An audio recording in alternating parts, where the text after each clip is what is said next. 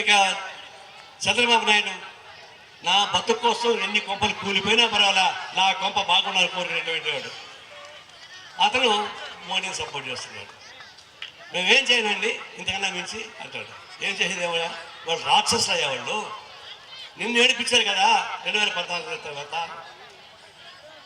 నిన్ను ఓడించారు కదా వాళ్ళు. అట్లాంటి నువ్వు ఎట్లా ఓటేస్తావు? ఇది ఆత్మహత్య సదస్సు కాదా? పవన్ కళ్యాణ్ ఉన్నాడు, అయితే కోసలు వెళ్ళి గొడవ. ఆయన పొద్దునేమో సెగూరు అంటాడు, మధ్యాహ్నం సనాతన ధర్మం అంటాడు, సాయంత్రం గుండు ముట్టుకుని పోతూ ఉంటాడు. ఇది పెట్టిన బఫం. సనాతన ధర్మం తెలుసా వీళ్ళకి ఏమన్నా? సనాతన ధర్మం అంటే భర్త చనిపోతే భార్యని ఆ చిత్తమంటను పెట్టి తగలబెట్టడం అనేది సనాతన ధర్మం. అవునా కాదా చెప్పండి. ఇప్పుడు నువ్వు చేస్తే నీ పళ్ళ తగలబడుతుందా? గ్యారెంటీ ఇవ్వగలవా? ఆ చట్టం పోయింది. బ్రిటిష్ వాళ్ళు కూడా చట్టం రద్దు చేశారు.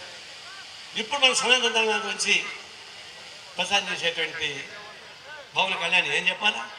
అది మనిషి అనాలా, జంతువు అనాలా? జంతువు పెద్ద పాలసీ ఉంటుంది. మన కుక్కలు తిడతాం, కానీ అది పాలసీ ఉంటుంది. అది విశ్వాస జంతువు. అది దీనికి కూడా పెరిగాడు. కాబట్టి ఈ దేశ రాష్ట్రంలో ఉన్నటువంటి అందరూ ఇక్కడ ఎంత మాట్లాడుకున్నా, ఎంత కొట్లాడుకున్నా, ఎంత గుద్దులాడుకున్నా ఇది గుద్దులాట ముద్దులాట తప్ప కేంద్రం పోయే కాడికి మోడీ కాళ్ళ మీద పడిపోయారు.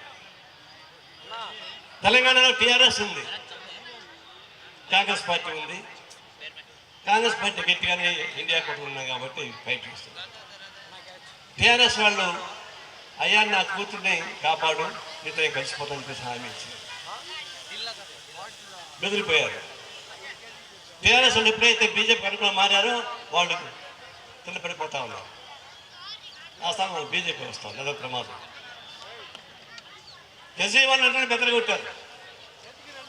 నువ్వు ఇండియా కూడా ఉండడానికి వీలేదని బెదరగొట్టే ఎన్నికల్లో దూరంగా పోయాడు. కాబట్టి అతను ఓడిపోయాడు. ఇప్పుడు జాన్వాయి వచ్చింది. ఈ వైస్ ప్రెసిడెంట్ నేను సపోర్ట్ చేస్తానని చెప్పేసి ఆమ్ ఆద్మీ పార్టీ వాళ్ళు చెప్పారు. మంచిది. ఆ ఆమ్ ఆద్మీ పార్టీని చూస్తున్నా కేజ్రీవాల్ కాళ్ళ కింద దూరంగా బుద్ధి వస్తుంది. చంద్రబాబు నాయుడు, పవన్ కళ్యాణ్, కేసీఆర్ ఈ దౌర్భాగ్యం రాజకీయాలు మీరు చేస్తూ ఉన్నారు. అలాంటి రాజకీయ విధానం అవలంబించేవాడు ఎక్కడేమో బ్రహ్మాండంగా మాట్లాడతారు, చాలా ప్రోగ్రెస్గా మాట్లాడతారు. ఢిల్లీకి పోయేమో నరహంతులు కాళ్ళ మీద పడతా ఉన్నారు. దానివల్ల సమస్య ఎట్లా వస్తూ ఉంది? అనేక ఇబ్బందులు వస్తున్నాయి. అనేక ఇబ్బందులు ఏమొస్తున్నాయో మరి రామకృష్ణ చెప్తాడు. నేను దాని జోలికి పోదలుచుకోలేదు. జాతీయ స్థాయి జరిగేటువంటి ఈ సమస్య భారతదేశ ప్రజాస్వామ్యానికి ప్రమాదం వచ్చి పడింది. ఇప్పుడు బీహార్ ఎన్నికలు జరగబోతున్నాయి. దాదాపుగా 1,00,000 ఓట్లు దొంగ ఓట్లు ఉన్నాయని బయటపడతా ఉన్నాయి. అది ఒక విధంగా దొంగని మామూలు కాదు, గజ దొంగ.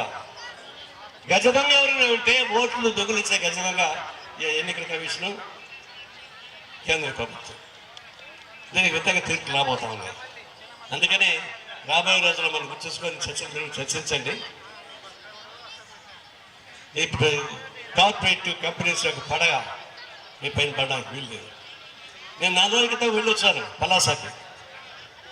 అక్కడ